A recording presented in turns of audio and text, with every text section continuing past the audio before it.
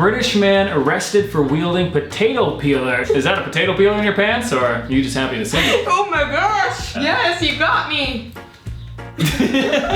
Hey guys, I'm Eric. I'm Grace. We're the Wandering Ravens. We're a couple of digital nomads who have been wandering around the world for over 3 years, and we make videos about travel and culture. If either of those topics interest you, make sure you subscribe to our channel and hit the little bell icon so that you can get notified every time we release a new video. Today we are doing the second part to this video. Last time we reacted to a question posed on Reddit, what's an American problem that you are too European to understand? But today we are doing the opposite of that and reacting to what's a European problem that you are too American to understand?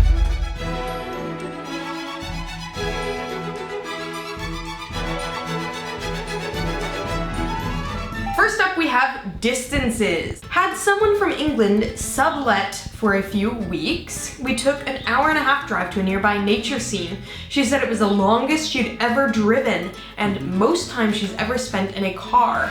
That to me is just the beginning of a trip. That is amazing to me because so many people have an hour or more commute daily, and that's just a normal part of American life. I wouldn't even consider that a road trip. What would you consider a road trip? Like, at what point does driving enter road trip?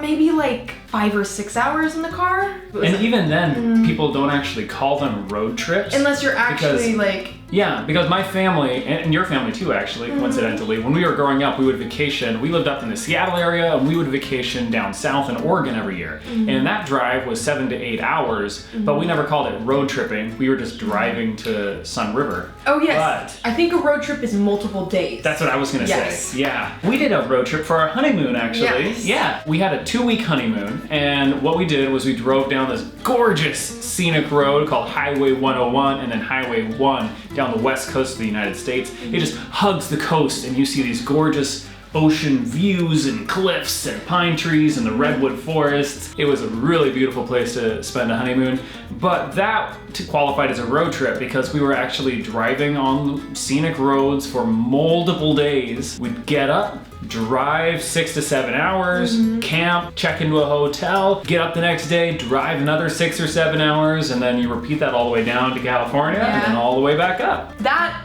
is a road trip. A day trip is just where you drive somewhere for the day and then return the same day. Yeah. And that could be like a 3 or 4 hour drive. Yeah, no one would say they're going on a road trip. Just for the day. Yeah. It has to be multiple days. Yeah, I think so. Question for you, if you are from Europe, what qualifies as a road trip for you? Let us know down in the comments. Getting arrested for an edgy tweet or video. If this was a thing in the States, I think we wouldn't have a president. I'm gonna guess that this guy is referencing the whole Nazi saluting pug situation that went down in the UK a couple years back. And yeah, that situation sounded crazy to us Americans, that we were like, what, he made a joke and then got arrested for it? That, as Americans, does sound pretty wild that you'd be censored for humor. We really value freedom of speech, and something you'll often hear people say is, I may disagree with you, but I'll fight for your right to say whatever it is you're saying. And so that's kind of a sentiment which most Americans share. And so situations where someone is censored for, anything really, draws the ire of the public. If you're European, what is your opinion on free speech? You probably have heard about free speech in the States, and how does it compare to the laws in your own country? I'm too American to even know any European specific problems. All right. Yeah. At least this person is honest. This comment is probably representative of a lot of Americans. When it comes to American and European issues, I feel that Europeans have more of an incentive to know what's going on in the States than Americans have to know what's going on in Europe. For example, someone living in Pennsylvania in some farm town, their life is not really ever gonna be affected by Brexit or something that happens in Croatia. They're just living their farming life, and America is so vast that things that happen in other countries are pretty much absorbed, and the effect goes away by the time it gets to the citizens in the States. Yeah. Whereas things that America does, like when Trump comes out and says, you know, we're gonna ban Europeans from entering the United States for the next 30 days because of coronavirus, that has huge ramifications for the European economy, European people. So I think there's an incentive for Europeans to know more about what's going on in the States than for Americans to know what's going on in Europe. And we can see that when we go back home. Most Americans have no idea what's going on in Europe in any way. They don't know what how to explain a monarchy or what parliament looks like, or if you ask them about Brexit, just like nothing there. Yeah. We are trying to correct that though, because we believe that people should have an understanding of what's going on in the world. So please don't hesitate to drop any resources down below that you think would be helpful to us so that we can understand some of your European problems better. I can't afford to use the bathroom right now. Yeah, that's a sentence that you'll never say in the States because public restrooms are free. There are a few places that will say restrooms for paying customers only, but you never have to pay to actually use a bathroom. Like here in Paris, when you go to a lot of public restrooms, they have a turnstile there at the bathroom where you actually have to stick a coin in before getting access to the bathroom. You would never see that in the States. There's lots of gas stations and McDonald's and Starbucks, and so finding a bathroom if you're in America is really easy. You just look for the Golden Arches or the Green Mermaid or gas station. Although at the gas stations, they don't want you to use the bathroom unless you are. Yeah, you have to sneak in. You walk in and you like, you know, you pretend you're looking at the shelves and you're like, oh, let's see, which energy drink do I want? And then run into the bathroom and pretend it's not looking. I've been like, oh, my husband's out there at the pump, which has been true because you always park in front of the pump. And so I'm like, oh, he's out there in front of the pump. Can I use the bathroom? They're like, sure. How to scam gas station bathrooms. 101. We could start a podcast We on could, it. yeah. Tips and tricks for visiting America. Driving an hour and not understanding the language. That is definitely not really a problem we face in America. Canadians do speak a little bit different English, but like, it's about we definitely still understand. Yeah, I think in America, you know, we can drive 100 hours and still understand people. Considering here in France, we drive 2 hours one direction and then we're in Germany. Belgium or Germany, and then go across the channel and then you're in England. Where we can't understand the language. I'm gonna play devil's advocate here because this is something that we hear a lot of criticism about Americans, is that Americans don't speak more than one language. You know, most Americans only speak English and people are like, just means Americans are stupid. But I think what people don't realize is that Americans are at a disadvantaged position here in that, like I said, you can drive 70 hours in America and you still are in English speaking territory. You go to Canada and it's English speaking. You go coast to coast in the States and it's all English. Whereas in Europe, you guys have a strong incentive to learn other languages because your politics are mixed together with the EU, and so you need to understand what other countries are saying. You also visit, you have this close proximity to all these other countries. So it's much easier and much more practical for you to learn other languages. But in the States, the incentive, basically if someone wants to learn French, for example, and they live in Seattle, the only reason they would do that is because they like the French language, but they're never really gonna have any use for it. There's no practical benefit unless they travel to France. So that's a big difference between America and the Europeans, and I think a lot of people don't take that into consideration when they make comments about Americans being stupid for not learning other languages. Also, I have heard that in Europe, learning a second language is a lot more of a priority for children in school. Whereas like in the States, like, you know, you have language classes, but I think the level of seriousness is not really there at all. So you just like learn a little bit to pass your tests and things like that, and then you forget it promptly. Whereas in Europe, I think there's a lot more of an emphasis on learn the second language. Question to you guys, do you know a second language? And is it a priority to learn a second language in your country? Drop your comments down below and say hello to us in your second language.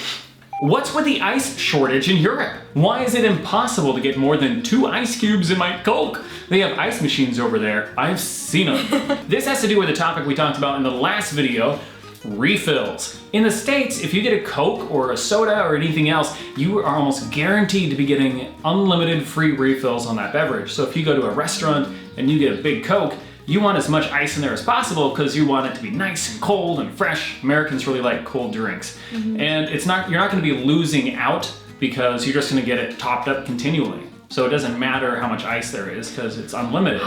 Yeah. Whereas in Europe, if they gave you just like something that's like half ice and then half beverage, you'd be like, You're what the ripping heck me is this? Because here in Europe, I have yet to encounter a place that does free refill. So if you go out to eat and you get a soda and there's this much ice and this much soda, they are ripping you off. Makes sense. It does make sense. It all makes sense. So if you're American, know that when you come to Europe and you only get a couple of ice cubes or no ice at all in your drink, it's not because they're trying to force you to drink warm water. It's because they have your best interest in mind and they're doing you a favor. Creating a coalition government in order to have a majority. Yeah, so in the States, as you know, we really only have two dominant parties. We don't have a lot of parties like some European countries do. And so there's not really a need to form a coalition because everything is split into two camps and they're pretty balanced out, 50-50. Whereas from what I understand, in Europe, a lot of countries have many small parties, and in order to get things done, you actually have to,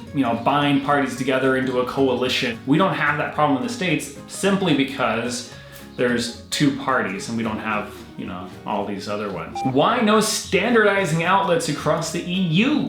From what we've observed, most of Europe has the same plug. This one, the little two round ones. But then you've got the UK, and they've got that one. Like, what the heck?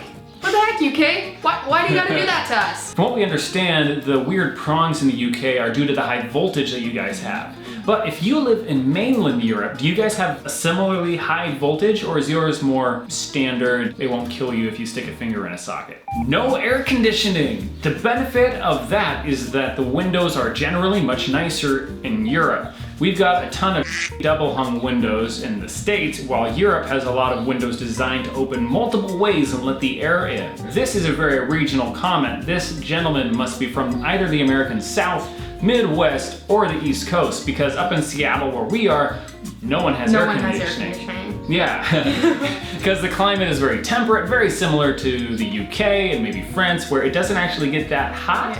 It just gets gray. Warm, yeah. I have noticed that the way windows open in Europe is different than how they open in the States, or at least from my experience in all the houses that I've been in the States, they're very standard. They just kind of like slide. Yeah, push up. Either up or sideways, which is massively inconvenient because if the track gets dirty, then your window will get stuck.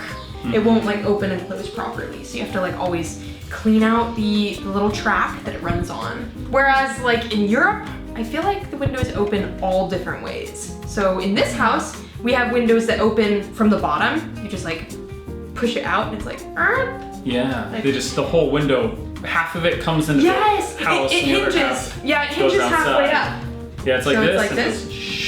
But yeah, it lets in a lot of airflow. Also, no screens.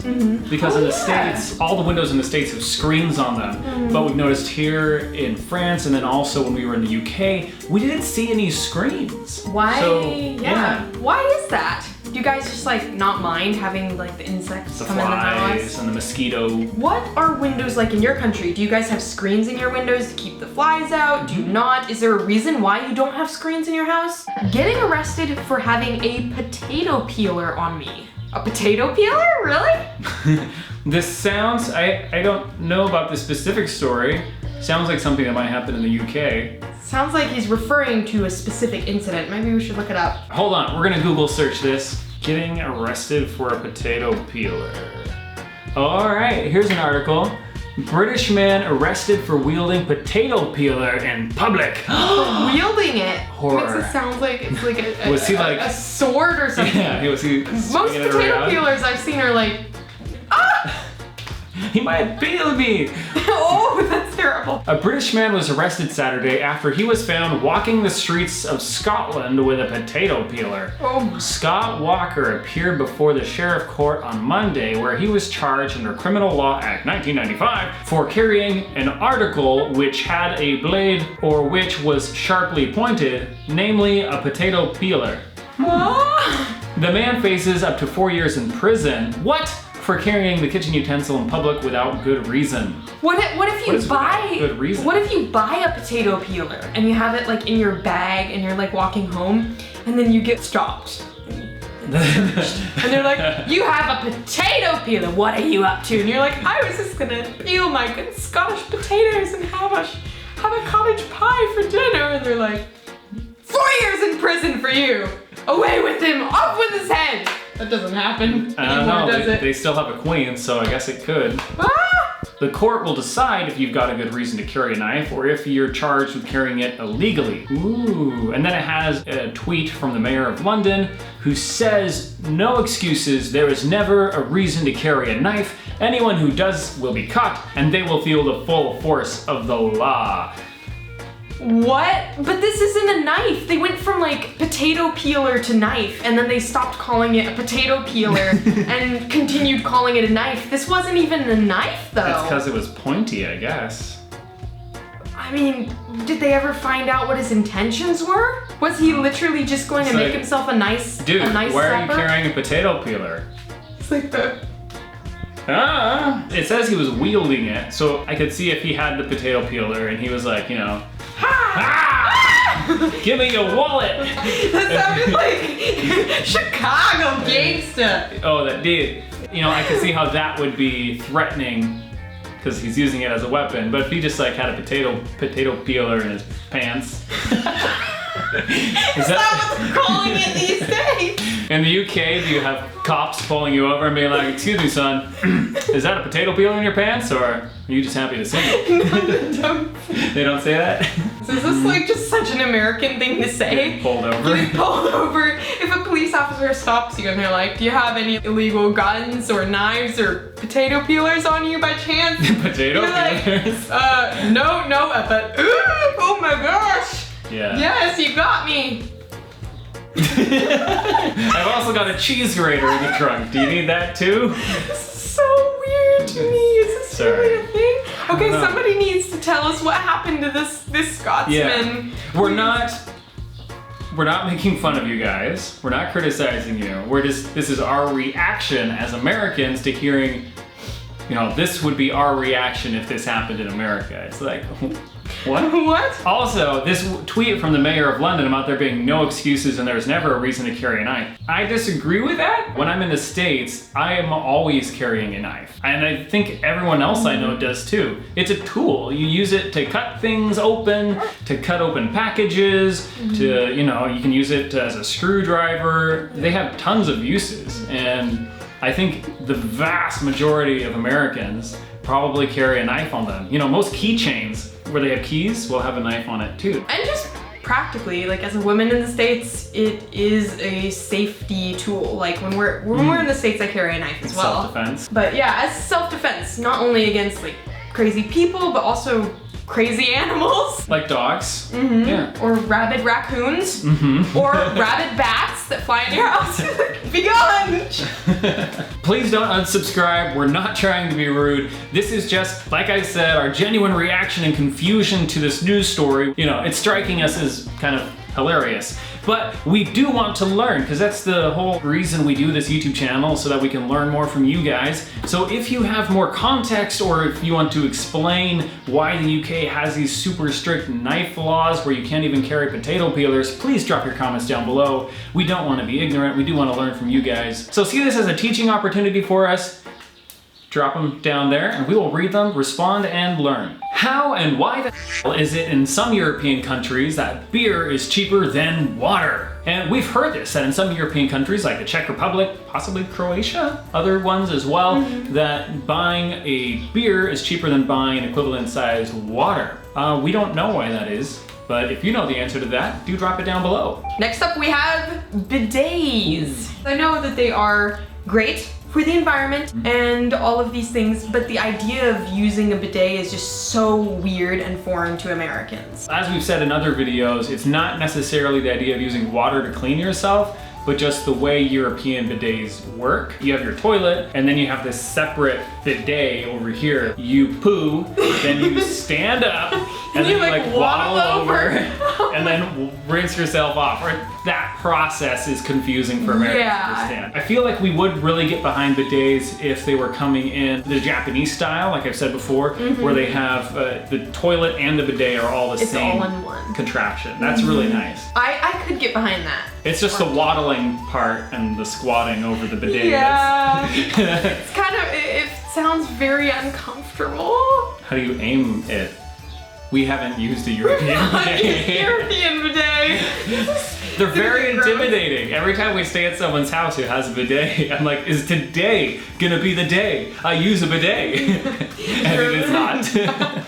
Why are Europeans seemingly so immersed in American politics? I mean, the whole darn world seems obsessed. I can't go anywhere online without seeing random foreigners gripe about Trump like they live here. I get it, Trump sucks balls and no one likes him, but I doubt many Americans can even remotely begin to tell you about the tiniest details or nuance of almost any other country's politics.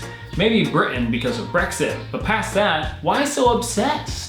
There's a lot here. There's a lot here. Yes. But I think this comment really gets into the one that I explained earlier, where Europeans just have greater incentive to learn about American politics than Americans do about European politics. And that's just because America is one of the strongest powers in the world and has huge influence over global politics. So it makes sense that you Europeans would know a lot more about our government than we would know about yours. It is true, because when you go to Europe and people find out that you are an American, they do want to talk Trump with you, like immediately. Every single person. But when, like in the States, when you meet someone from, say, like France or something like that, you don't immediately go to French politics or English politics. Maybe they just like talking about politics more in Europe. This could get into what we talked about in this video, where we compared UK manners and American manners, where we said that in America it is taboo to talk about politics with people you don't know. Like if I meet you for the first time, or we're just at a bar or a pub, I don't bring up politics. Like it's not something you do in the States. But in Europe, it seems like politics is fair game for first meeting conversation. So that could just be another reason. Just like a cultural difference or something. Also, Trump is pretty funny to talk about. Yeah, Trump's a lot of fun to talk about. We don't mind talking about him. So if you see us, do be sure to strike up a conversation about Trump. We'll have a great time. Do Europeans have problems? I thought they got free healthcare, retirement, amazing parental leave from work, at least in Finland. They travel easily to multiple countries, have stuff like, what is this? I don't know. VAA emplacements? What on earth is that? And castles in their backyards. Can find stuff with metal detectors that are older than my country. Seriously though, we have a better bedsheet protocol without those weird comforter things. And the baby outside in a box in the winter thing is messed up. What's this baby outside in a box in the winter thing? I feel like I've heard something about that at some point, maybe? We're gonna Google this, because I don't know what it is. Baby outside in a box in the winter. Okay, we got an article from BBC News, and it says the babies who nap in sub-zero temperatures. Oh, that sounds terrible. Would you put your baby or toddler outside in the freezing cold for their lunchtime nap?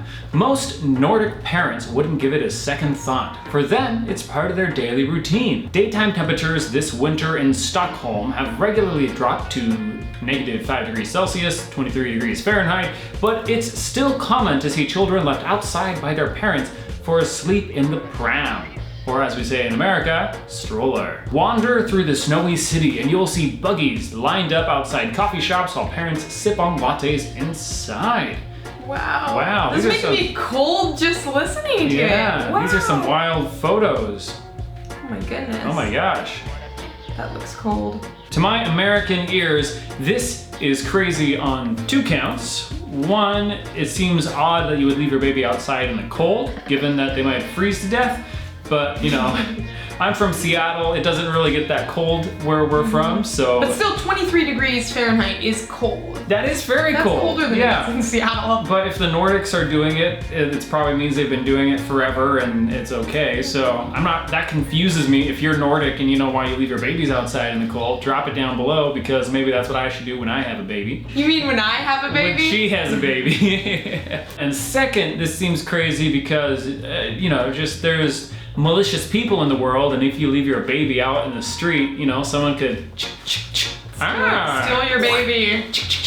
They would too. Yeah, someone could just kidnap your kid. But also, you could not do this in the States because you would be accused of child neglect if you did this. Yeah. There was a whole like leaving babies in cars like during the spring and summertime and stuff like that, and that is a big no-no. If you go to the shop in the States and you leave your baby in the car, even if it's not hot out, if it's just a warm spring day. People will still probably call the police if they see a baby in the car by itself. Because it's considered child neglect. Yeah. So you will get in trouble. Do not do that in the States. Nordic parents who are coming to visit the States. Yeah, don't leave your babies outside in the States. Don't let your babies freak out. Yeah, you'll get a tongue lashing from some, very defensive soccer mom.